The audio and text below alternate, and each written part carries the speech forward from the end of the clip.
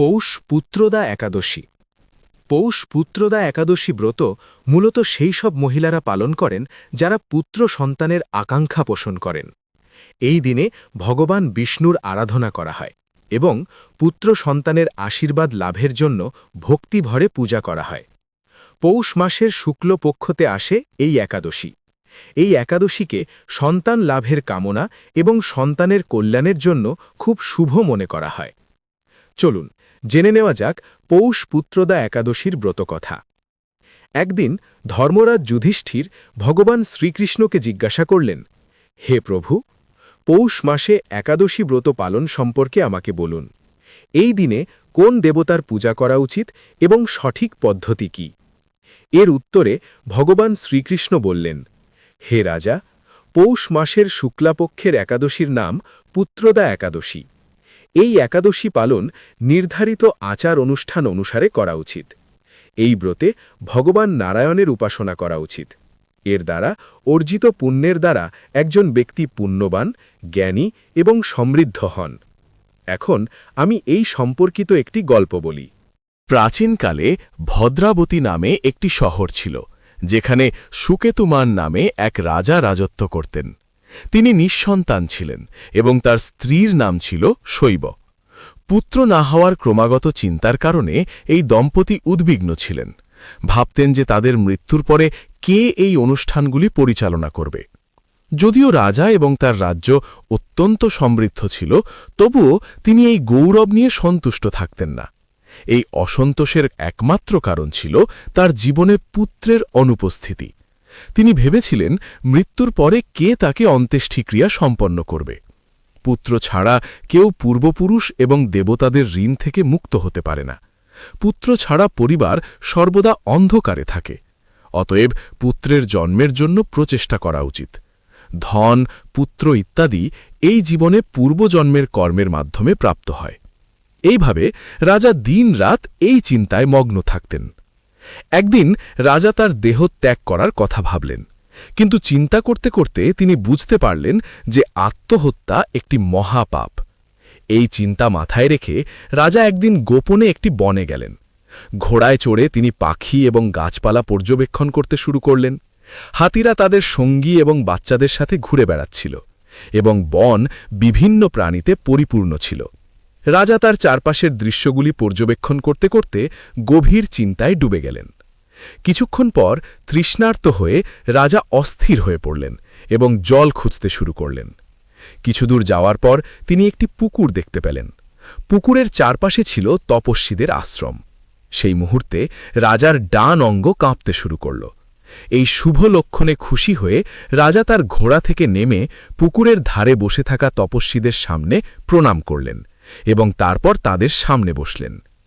রাজাকে দেখে একজন ঋষি বললেন, হে মহারাজ, আপনার উপস্থিতিতে আমরা অত্যন্ত আনন্দিত।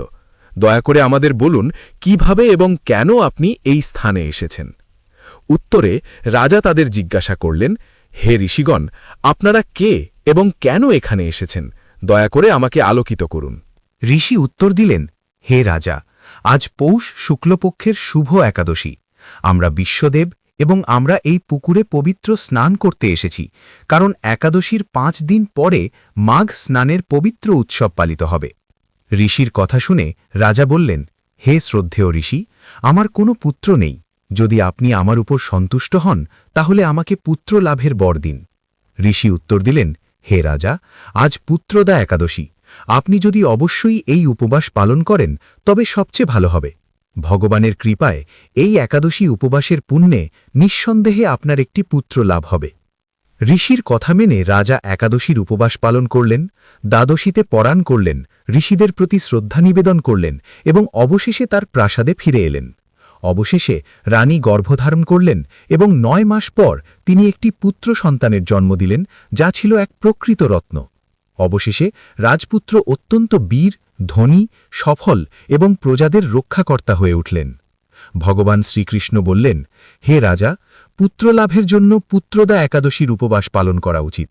যারা এই একাদশীর মহিমা শ্রবণ করেন এবং পাঠ করেন তাদের জীবদ্দশায় স্বর্গীয় পুরস্কার লাভ হয় এবং পরকালে তারা মোক্ষ লাভ করেন। কবে পড়েছে এই পৌষ পুত্রদা একাদশী? হিন্দু পঞ্জিকা অনুসারে পৌষ মাসের শুক্লপক্ষের একাদশী শুরু হবে ৩০ ডিসেম্বর ২০২৫ তারিখে সকাল ৭:৫০ এর সমাপ্তি হবে পরের দিন ৩১ ডিসেম্বর ২০২৫ তারিখে সকাল ৫টায়। হিন্দু ধর্মে সূর্যোদয়ের পরেই সব শুভ কাজ করা হয়। সেই অনুযায়ী উদয় তিথি অনুসারে পৌষপুত্রদা একাদশী ৩০ ডিসেম্বর পালিত হবে। পৌষপুত্রদা একাদশীর গুরুত্ব। হিন্দু সমাজে পুত্র সন্তান ধারণ অত্যন্ত গুরুত্বপূর্ণ, কারণ বৃদ্ধ বয়সে পিতামাতার দেখাশোনা করেন তিনিই।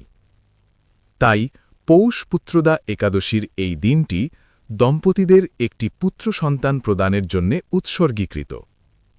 হিন্দু বছরে মোট ২৪টি একাদশী রয়েছে, যার প্রতিটি একাদশীর একটি নির্দিষ্ট লক্ষ্য থাকে।